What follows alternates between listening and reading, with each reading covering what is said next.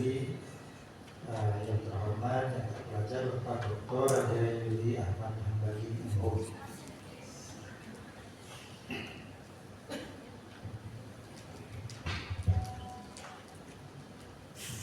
Bismillahirrahmanirrahim. Assalamualaikum warahmatullahi wabarakatuh.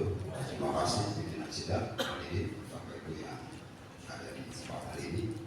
Tadi di ruangan kita diuji sebetulnya untuk tidak mengucapkan kata selamat. Jadi katanya ini masih dalam proses pengujian, jadi belum tentu selamat. Tapi saya ingin mencari frasa yang agak pas untuk apa yang telah diupayakan oleh saudara siang kita ini, apresiasi. Mengucapkan selamat atau apresiasi terhadap saudara siang melihat karena proses panjang saya kira yang dilalui sehingga sampai kemudian di titik sidang terbuka ini, itu saya kira perlu juga dikasih apresiasi. Ada dua hal saya kira yang ingin saya sampaikan karena ini sidang terbuka di sekiranya iklan kualitas saya kira untuk kesuksesan saudara siang. Di yang pertama ini di halaman 255 itu di kesimpulan di bagian 3 itu tadi juga sebetulnya sudah disampaikan oleh saudara Mateus tentang doktrin mistisisme Indonesia yang jauh menutup sebelum tasawuf terapung yang namanya bisa nggak bisa disampaikan secara lebih jauh oleh saudara Mateus tentang keterpengaruhan praktek bertasawuf atau mistisisme seperti yang dipraktekkan hari ini. Itu yang pertama. Yang kedua, saya dulu ingat di tradisi milenial itu ada yang disebut dengan istilah pera filosofia. Pera filosofia seperti yang disampaikan oleh Song Copernicus dan Smith itu sebetulnya mengacu kepada istilah bahwa puncak dari filsafat tertinggi itu sebetulnya adalah bersatu dengan Tuhan. Kira-kira bisa nggak disepadankan bahwa penemuan katakanlah doktrin yang dikenal di dalam tradisi milenial di pera filosofia itu seperti halnya juga yang yang dikonstruksikan oleh Ibnu Sina. Yang terakhir, ini kajian serius ya. Ini kajian serius.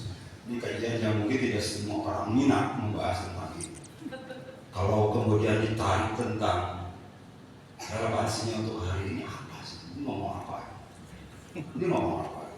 Nah, saya ingin lebih melihatnya dari sisi relevansinya dengan studi agama saja, saudara Profesor. Apa sebetulnya yang ingin Anda sampaikan dalam konteks studi agama? Terima kasih. Assalamualaikum warahmatullahi wabarakatuh. Silakan. Terima kasih banyak. Poin pertama yang bisa saya sampaikan adalah bahwa dalam bentuk keterpengaruhan Ibnu Sina itu dalam dunia mistik itu sangat kentara sekali. Pertama, Ibnu Sina menulis 3 karya yang berpengaruh dalam dunia tasawuf yang seringkali luput untuk dibicarakan, diwacanakan. Yang pertama, Ibnu Sina menulis Haydn Yaqzan. Yang kedua, artinya Haydn Yaqzan Ibnu Sina itu lebih awal daripada Haydn Yaqzan Ibnu Tufail. Itu yang pertama. Dan Ibnu Tufail dalam pengantar Haydn Yaqzannya mengatakan bahwa pemikiran Ibnu Sina yang akhir itu harus disejajarkan dalam porsi dan posisinya sebagai hikmah yang tinggi yang memiliki kesepadanan dengan karya Mishkatul Anwarnya Al-Ghazali. Artinya Ibnu Tufail menjajarkan pemikiran Ibnu Sina akhir itu ke dalam kategori tasawuf. Yang kedua, Ibnu Sina menulis Risalatul Thair, risalah burung, yang mana Risalatul Thair ini nanti jauh di berabad-abad kemudian berpengaruh dan bentuknya itu disempurnakan oleh Farid bin Attar Sufi. Yang ketiga, Ibnu Sina itu menulis Salman dan Absal. Hanya saja Salman dan Absal ini nanti berpengaruhnya itu pada At-Tusi. Nah, 3 aspek ini dan beberapa kitab yang lain, terutama Risalah Al-Arsyiyah, kemudian ada beberapa risalah yang hasil korespondensi dengan Abu Sa'id bin Abi Khayyat, itu menciptakan satu pengaruhan yang luas dalam dunia tasawuf.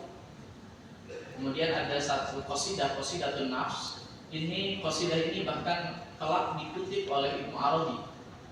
Qasidatun nafs saya tuangkan dan terjemahkan di dalam satu bab khusus mengenai intuisi, kalau saya tidak keliru ingat. Itu qasidah jiwanya Ibnu Sina, itu nanti dikutip oleh Ibnu Arabi. Artinya dalam penelitian ini ditemukan bahwa Ibnu Sina itu memiliki pengaruh yang sangat kuat dalam dunia tasawuf, terutama dalam kitab Al-Isyarat wa Al-Tanbihat jilid keempat, nama ke-9 dan dalam ke-10 dan ke-9, ya, 9-10, yang bicara tentang fi maqamatil arifin, bicara tentang tingkatan-tingkatan para arif. Di dunia sini kitab ini mendapat sambutan yang sangat luas dan syarah yang sangat luas, sekaligus bahkan dijadikan sebagai pijakan dasar untuk masuk ke dalam tasawuf. Poin pertama, yang poin kedua, perennial dalam konteks ini, jika ditanyakan apakah sepadan atau tidak, secara tradisional kalau kita lihat, terutama saya pergunakan perspektif Nasr, jika dilihat hikmahnya Ibnu Sina ini bersifat tradisional dan coraknya mendukung tesis yang belakangan muncul dalam perennialisme. Artinya ketika perennialisme atau filsafat perennial muncul dan mendorong manusia, mengendorse manusia untuk bisa sampai usul kepada Allah, demikian halnya juga dengan ajaran-ajaran, terutama dalam konteks ini, dalam konteks Ibnu Sina, demikian halnya juga dengan ajaran Ibnu Sina mendorong manusia untuk bisa sampai kepada Allah. Jadi ada kesepadanan, bahkan lebih awal dan lebih komprehensif, dan bisa dijadikan dasar daripada filsafat perennial. Kemudian yang ketiga, relevansi. Jawaban saya secara langsung tadi sebenarnya sudah saya ungkapkan bahwa ini dalam rangka untuk mengetengahkan atau menyajikan satu khazanah dan corak pemikiran tasawuf dalam bentuk yang rasional. Karena sebagaimana kita tahu, ada kalau dicermati ada banyak sekali hal-hal yang kemudian menjadi lucu belakangan ini terkait dengan tasawuf, gitu ya. Bahkan misalkan ada orang-orang yang mengatakan bahwa dia bisa bicara dengan katakanlah kambing seperti itu, gitu ya, dengan bahasa-bahasa seperti itu. Nah, cukup sekedar itu nanti. Nah, ya. Terima kasih banyak. Ya, nanti dikembangkan lebih lanjut yang jauh lebih panjang.